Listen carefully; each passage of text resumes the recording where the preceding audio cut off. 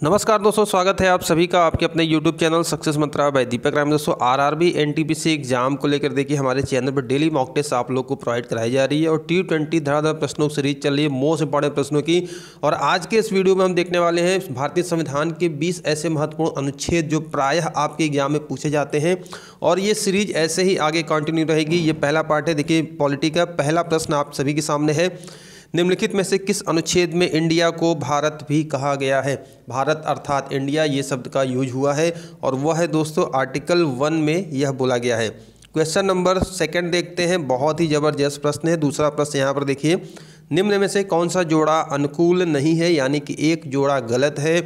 क्या विधि के अनुसार समानता अनुच्छेद 14 है। अनुच्छेद 16 समान अवसर नौकरियों की अगर बात करते हैं, अनुच्छेद 17 उपाधियों का समापन या अनुच्छेद 18 सैनिक उपाधियों की अनुमति।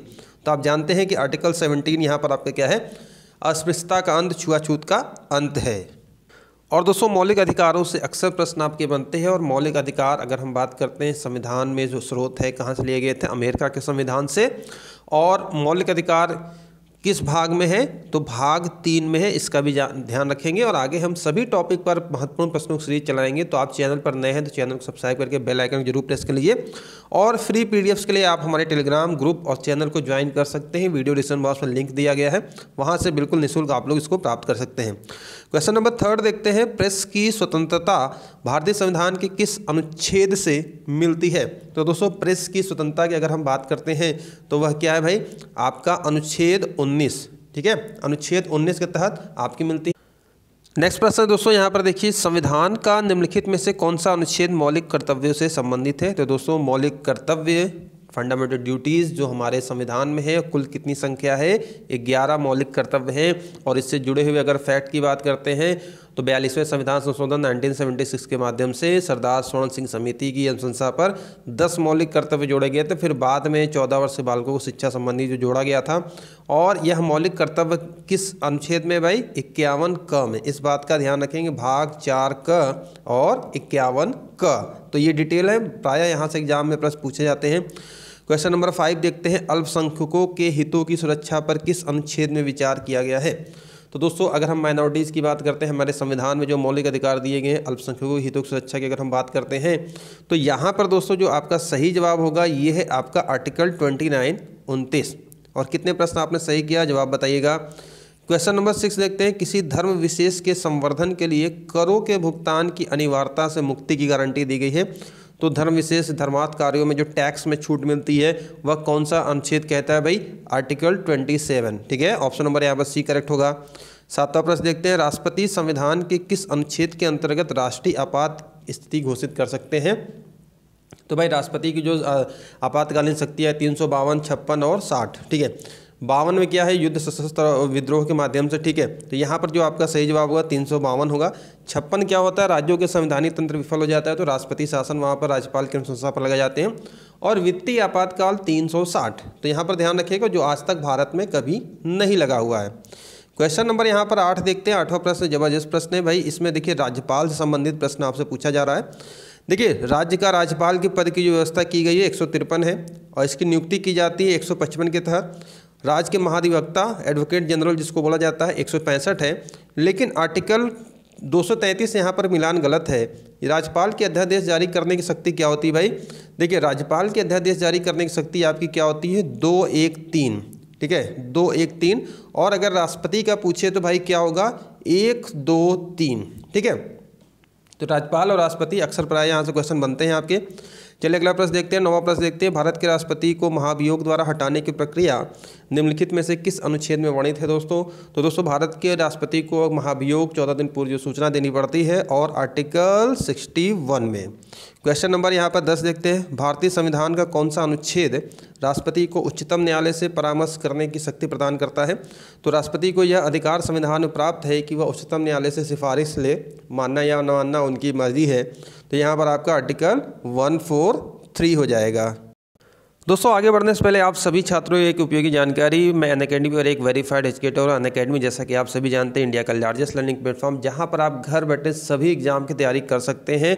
और ये मेरा रेफरल कोड है, अगर किसी भी आप कोर्स में एनरोल होना चाहते हैं, सक्सेस मंत्रा रेफरल कोड का प्रयोग करेंगे 10% का डिस्काउंट मिल जाएगा। और मेरी बिल्कुल फ्री क्लासेज आप UPPSC UPSSC कैटेगरी पर देख सकते हैं। और साथ साथ अगर आपको सब्सक्रिप्शन लेना होगा तो आप सब्सक्रिप्शन ले सकते हैं 10% के डिस्काउंट पर। ये सारे course UP PCS, state PCS से लेकर UPSI, लेखपाल, BEO, जेल वार्डन, सभी की क्लासेस यहाँ पर चल रही हैं, जिसके लिए आप लोग को एक सिंगल एक्टिवेशन लेना होगा। मेरी प्रोफाइल का लिंक नीचे है, मेरी फ्री क्लासेस का लिंक भी आप लोग को नीचे है, जहाँ पर निःशुल्क आप देख सकते हैं। इनवाइट कोड में सक्सेस मंत्रा का प्रयोग जरूर करिएगा। ये PCS का बैच देखिए 9 दिसंबर से ये नया बैच लॉन्च हुआ है। साथ ही साथ RO का फाउंडेशन कोर्स है। इसके बाद जेल वार्डर का रिवीजन बैच और UPSI जो भर्ती आने वाली है करीब 10,000 पदों पर, तो बम्पर भर्ती है, तो बिल्कुल इसका लाभ उठाइए घर बैठे इंडिया के टॉप एजुकेटर के माध्यम से। और ये प्लान है, अगर आपकी जो इच्छा है प्लान आप ले सकते हैं, लेकिन अगर आप 12 महीने या साल भर अगर आप यहाँ पर समय देते हैं, बहुत अच्छी तैयारी कर सकते हैं, क्योंकि एक ही फीस में सभी एग्जाम की तैयारी यहाँ पर आप कर सकते हैं, PCS से लेकर आप SI तक, लेखपाल तक। तो कैसे लेना हो, आप लोग को अनअकैडमी का लर्निंग ऐप डाउनलोड करना है, जिसमें आप लोग को UPPSC UPSSC कैटेगरी या किसी अन्य कैटेगरी का भी आप लेना चाहते हैं तो इस रेफरल कोड का प्रयोग जरूर कर लीजिएगा, जिसमें आप लोग को 10% का डिस्काउंट मिल जाएगा। साल भर की फीस देखिए 7,000 रुपये है, जिसमें से रेफरल कोड सक्सेस मंत्रा अप्लाई करेंगे 10% का डिस्काउंट हो जाएगा और प्रोसीड कर देंगे। और सारी क्लासेस आप यहाँ पर देख सकते हैं। तो बहुत यहाँ पर कह सकते हैं आप सभी के लिए बहुत सारी क्लासेस यहाँ पर रेगुलर चलती हैं, उपयोगी क्लासेस है, बिल्कुल मिनिमम फीस में। तो जल्द से जल्द इसको सब्सक्राइब करिए और प्रोफाइल के मेरा लिंक जो वीडियो डिस्क्रिप्शन बॉक्स में आप उसको जरूर देखिएगा। चलिए आगे बढ़ते। चलिए 11वां प्रश्न यहाँ पर देखिए, प्रश्न आ चुका है। भारत के आपके संविधान के किस अनुच्छेद के अंतर्गत भारत के राष्ट्रपति को अध्यादेश जारी करने की शक्ति प्रदत्त है? तो दोस्तों अभी मैंने आपको बताया है कि राज्यपाल और राष्ट्रपति, तो यहाँ पर आपका 1, 2, 3 यहाँ पर करेक्ट हो जाएगा। क्वेश्चन नंबर 12 देखते हैं, भारतीय संविधान के भाग 2 में किन अनुच्छेदों में नागरिकता संबंधी प्रावधानों का उल्लेख है? तो दोस्तों नागरिकता हमारे किस भाग में है? भाग 2 में है। और आर्टिकल 5 से लेकर 11 तक में नागरिकता का प्रावधान है।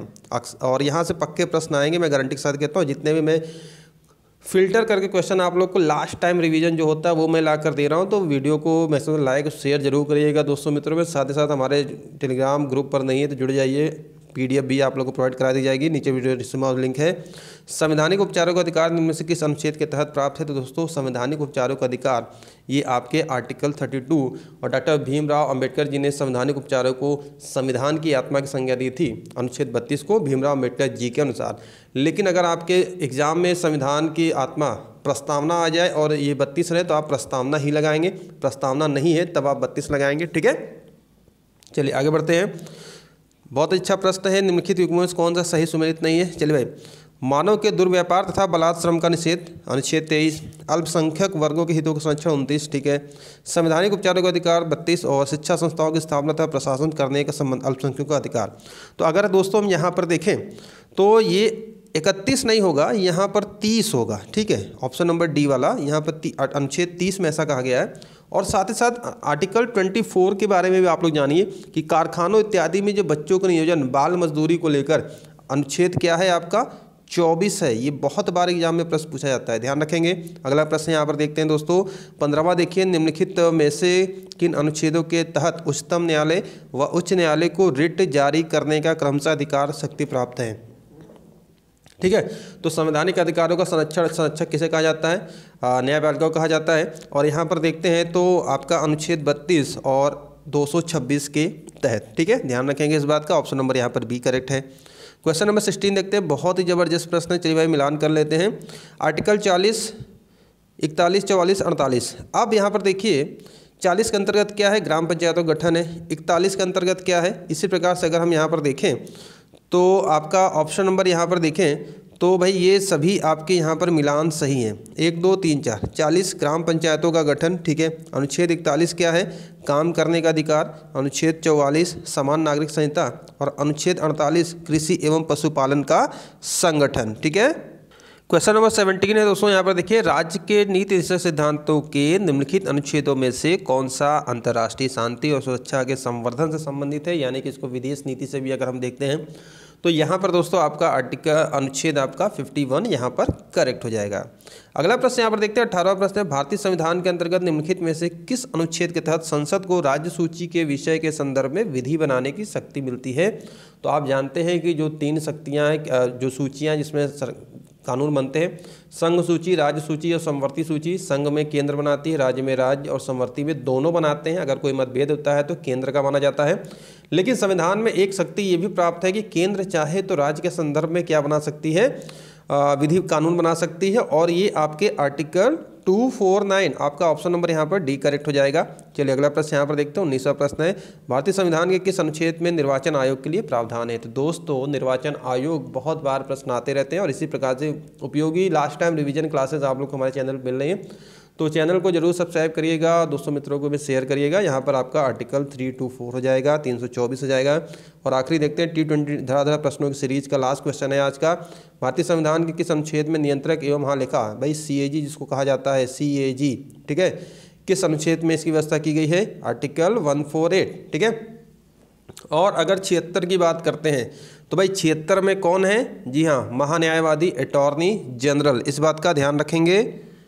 तो ये थी दोस्तों T20 धड़ाधड़ प्रश्नों की रिवीजन सीरीज। ऐसे ऊपर की वीडियोज आप लोग को डेली हमारे चैनल मिलते हैं, तो किसी क्वेश्चन में कोई डाउट हो तो नीचे कमेंट बॉक्स में जरूर कमेंट करिएगा। इसकी PDF के लिए आप हमारे टेलीग्राम ग्रुप पर चैनल जुड़ सकते हैं, जिसका लिंक हमने डिस्क्रिप्शन बॉक्स में दिया है। और हमारी फ्री की अनअकैडमी क्लासेस भी आप इसको बिल्कुल लाभ ले सकते हैं PDF के साथ, कोई शुल्क नहीं देना है। तो बिल्कुल यहाँ पर जुड़िए। अभी के लिए इतना ही, मिलते हैं नेक्स्ट वीडियो में। वीडियो देखने आप सभी का बहुत बहुत धन्यवाद।